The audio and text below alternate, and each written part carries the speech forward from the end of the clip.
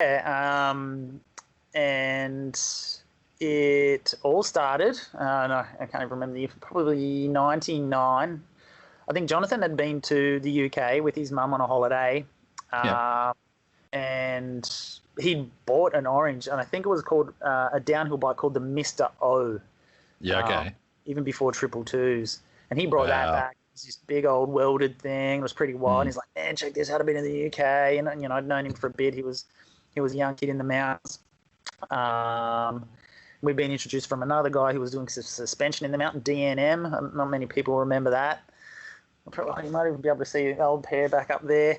But, yeah, DNM still goes. They make suspension for scooters, motorbike scooters. Anyway, so he introduced Jonathan and I, and we saw, you know, well, you showed me this orange. I was like, wow, man, that's pretty cool. And we just got talking. His mum was into business, and, you know, he was pretty business-minded. He was like a couple of years younger than me, and we were still pretty young.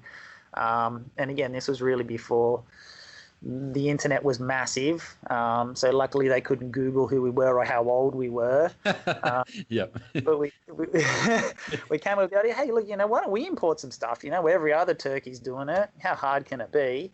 Let's bring some of these bikes in. And so we started emailing, talking to them. And they're like, yeah, okay, cool.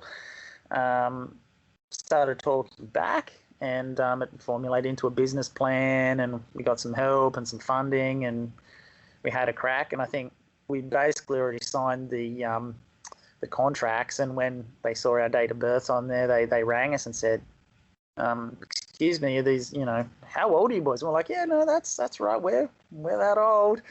I didn't think I was 20 yet, and I was maybe 19 or 20 or something like that. I was super young. And they got a bit shocked. But yeah, we did all right there for a bunch of years. We had heaps of fun, man.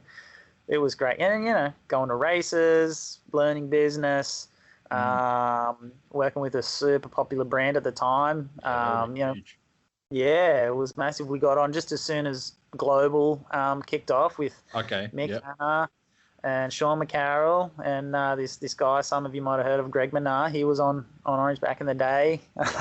He could have gone places. Yeah. Yeah. He should have stuck with it. Yeah. So yeah, that's just how that rolled, and we rode the wave for a bunch of years on Global, and then Global disbanded, but then they got Steve Pete riding for them, so that was just as good. You know, there's this other guy that some of you might have heard of, this Petey character, and you know, another legend in his absolute own right, just as a human and as a rider. That really was that when they had Fairclaw and Priceland might have been on it at the same time because of Petey. Yeah, that's right. I don't know if it was the first year, but yeah, he had them on as the junior kids for his support team, and they were running Royal. So that was also when Petey started up Royal. So then we got onto Royal Racing Clothing. We're bringing that in. We got onto another company, Danger Boy Components. They were doing it was similar to what Straight Line did. They were doing stems, brake lever upgrades, getting into some pedals and stuff, and then that was ticking along, and then all of a sudden one day Danger Boy just didn't answer their phone. They didn't get back to their emails like, hey, we need some stuff, and just there was none on the other end of the line. So don't know what happened with them. I heard a rumor that one of their head machinists went to work for Straight Line or something like that, but that's just a vicious rumor. But yeah, just never answered their phones anymore. And yeah, some of the old levers. If anybody needs any old Shimano XT levers, yes, colours for retro stuff. Yeah, got a few treasures hidden in the back of this shed. That's so good. But yeah, worked with Jonathan for ages, man. And we had a blast, man. We had an absolute time. Again, traveling to all the Aussie races, a couple of overseas trips, and learning how to do business. Some good, some bad. But yeah, and then as he kept going, he started Revolution Mountain Bike Magazine. In that period with Matt Holmes and Mike Daly, the guys doing 2020 Mag, and that's and you can see that's gone from strength to strength and just ticking on. So good to see that. And that's his gig at the moment. I ended up taking over Orange.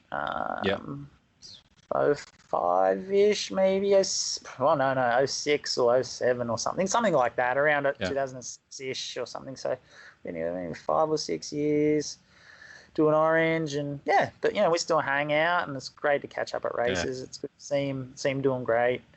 Well, like Citrus Imports that would have been like one of the biggest. Well, that's what you called yourself, right? That was one of the biggest distributors for a while, right? Like, it was pretty big. I don't know. I think maybe our reputation preceded us.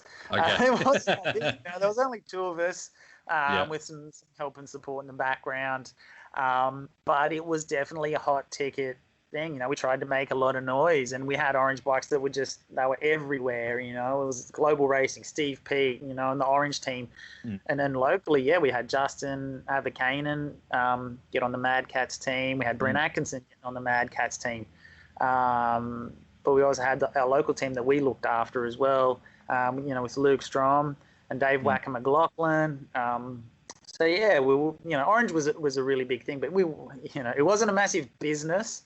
But it was growing, and then just a few things faded away. Like Danger Boy went bust.